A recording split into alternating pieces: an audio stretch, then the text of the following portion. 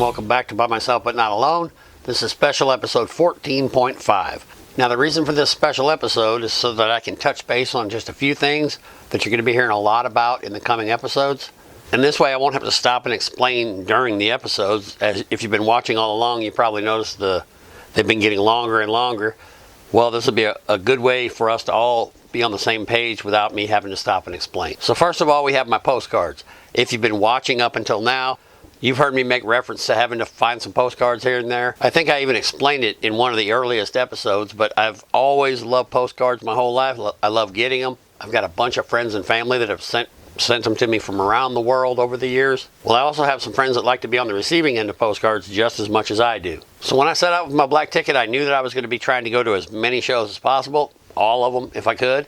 And I thought it would be kind of cool if the ones that really love postcards got one from every city I went to. So there were a handful of people that I did just that. I sent them a postcard from everywhere I went. That group consists of my friend Tammy Frierson in Waldoboro, South Carolina. We met in first grade. We've been lifelong friends. Betsy Bailey in Martinsville. She's like the postcard queen. She loves sending them and she loves getting them. Then there's my friend Albert Keller in Farmington, Missouri. You may remember from the first Color Our World Blackened episode. He's the guy I got my first Metallica vinyl from. And we've got Alexander and Jonathan. Those are the two guys that have helped me tremendously with my videos and my YouTube channel. They're the guys I was chasing the pics for throughout the tour. And finally, we have my mother. Then I had a group of friends that got one from each leg. So after the tour was over, they had 5 postcards. And finally, I had another 100 or so friends that got one just from some random city on the tour. Maybe not so random. Possibly a place they used to live or a place I know they love to visit. There's a varying degree of interest among my friends with postcards, and I dealt with that accordingly. Another thing you'll hear me mention quite a bit in coming episodes will be the black ticket introduction videos, or simply black ticket intros. My idea with this was when it all started, I really wanted to meet as many of the black ticket holders as I possibly could. I mean, I wanted to meet every single one of them. And since I was going to track them all down, I figured it'd be cool if I could get as many of them as I could to introduce themselves like this. I'm Tracy Burton, a black ticket holder from Cherry Hill, New Jersey. So I'm Larry Levine, I'm from Pittsburgh, PA, and I'm a black ticket holder. Hi, I'm James Arnott, and I'm a black ticket holder from Swansea, Wales. Hi, I'm Claire, I'm a black ticket holder. I'm from Perth, Western Australia. And at the end of it all, I'd run them all together and we'd have a really nice video that would show anyone who wanted to see who the original black ticket roamers were. It would also give the group members themselves something that I think they'll really appreciate years from now, and that'll be a video that we can all look back on and see younger versions of ourselves. Once I got started with the project, I was met with very little resistance. It seemed like most people were really willing to participate, and most people were pretty excited about it too. We had a lot of fun doing it. There were a handful of people that didn't want any part of the video, but they said you could use a picture, so I'm going to find a way to incorporate that. And then there were just a couple people that didn't want any part of it at all, and that's okay. I just wanted to make sure that everyone I met had an opportunity to participate if they wanted to. And the final thing I want to tell you about is our original black ticket roamer patch. Now, if you've been watching all along, you might have noticed that between, I think it was episodes 5 and 6, might have been 6 and 7, one of those episodes I showed up with additions to my jacket. The first one was my Costa Rica Fade to Black the local chapter from Costa Rica. This is the patch that Ricardo sent me in episode, I believe it was episode 4 of Color Our World Blackened, before we got the black ticket thing going on. And the other edition is the black ticket roamer patch. So here's how this all came about. Right after I secured my black ticket, I didn't have it in my hands yet, but I knew I had one. I started thinking long and hard about the whole thing. The more I thought about it, the larger it all seemed, and it just seemed to make sense that we find a way to commemorate our adventures together. There was a black ticket Facebook group created almost instantly, and I saw several people mention that maybe we should do a shirt. And I had thought about that myself, but it just seemed like that was going to be awful hard to get that many people's sizes, and then once we had the shirts, to get them into the hands of the people. That's a lot of shirts to be lugging around, not being sure of who you're going to see and where you're going to see them. I don't think anyone ever did have a shirt made. Wally from Texas had window clings made.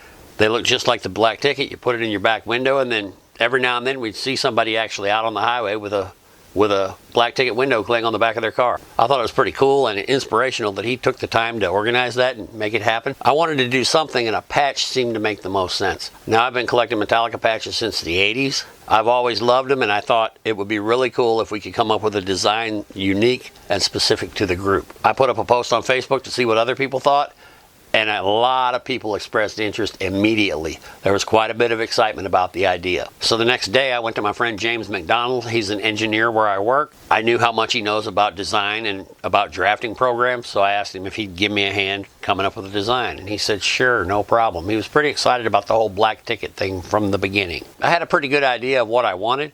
I wanted it to say original black ticket roamer across the top, North America 2018-2019 on the bottom, and then the M, the Metallica M, right in the middle. Pretty basic, black lettering on a white patch. So he drew it up and sent it to me that night. I really loved what he sent me, but I started wondering if I was going to have any problem with the M. Not so much with the band. I think we could have slid one by, but with the people that were going to make the patches. Everybody knows that M. Plus, in fairness to originality, maybe we should think a little harder and come up with our own design. The next day he told me he kind of had the same feeling about that. So he showed me another design. He said he had been messing around for a couple hours the night before, and what he had come up with, he made the M smaller, he shifted it up and to the left, and he added a compass, a small compass about the size of the M. And I saw that, and I thought to myself, man, there's the patch. That's the one. Mine was out the window. I was pretty certain that compass sealed the deal, but I wanted to run it by the other black ticket holders, so I put up a post showing the two side by side, and I asked everyone to vote. It seemed like almost everyone agreed when someone commented that the one with the compass was just a little too busy. There was too much going on there. It was almost distracting. It kind of caught me off guard. It surprised me when almost everyone voted on the M version, and then that took us back to the original problem of possibly having trouble getting the patch made because everyone knows that M. There were a lot of ideas thrown around, a lot of people doing a lot of thinking about that patch. It was pretty exciting that there was a little window of time there that I remember as being incredibly exciting. People were responding to the post. The post just kept getting longer and longer, but they were also sending me private messages. So in this way, I got to know quite a few of the people before I ever met them. And then Jameson Kalantok from Lincoln, Nebraska, rode in and saved the day. He said, if you end up having trouble with that M, here's an idea I had. He threw the M out altogether, and then he enlarged the compass and he centered it right in the middle of the patch, and then he changed the NSEW to JLKR, James, Lars, Kirk, and Robert. I thought this was brilliant as soon as I saw it.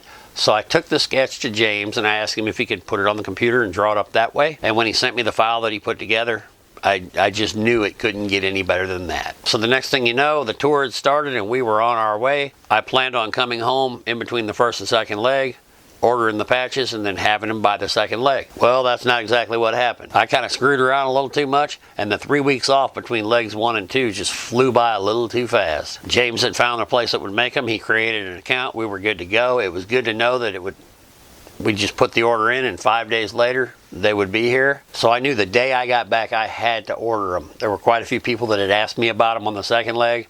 I was told them I was ashamed that I didn't have them yet, and I swore I would have them in Vegas. So when I got back from the second leg, that was a Wednesday. I went to work the next day, talked to James, and Friday we ordered them. The following Friday, nothing had arrived. I was kind of going into panic mode. James got on the phone and called the company, and they said, well, they kind of made a mistake. They were really busy. It was going to take a couple weeks longer than they had said originally. But if we'd like to pay X amount extra for expedited service, they'd be happy to accommodate, and we'd still have them in time. It really wasn't that much, and at this point, I would have sold a piece of my soul. I would have given blood. I was not going to show up in Las Vegas without those patches. So we upgraded to an expedited order and sweated bullets until the patches arrived 1 day before we were scheduled to leave for Las Vegas. So that's how our black ticket roamer patches came into existence. It was a collaborative group effort. I'd like to say thanks to everyone involved for your enthusiasm, your suggestions. Just the overall group participation was awesome. With special thanks going to Jameson Kalantok and James McDonald, whose design skills gave us what we needed in the end. James added the compass and Jameson modified it in a way that made it scream Metallica. I'll say it one more time, thanks to everyone involved in the process. It was the collaboration of the group that gave us our patch. So that's about it. We should all be on the same page now on those 3 issues. Thanks for watching. I should have the Las Vegas episode up by Sunday night. We'll see you there. Until then, rock on.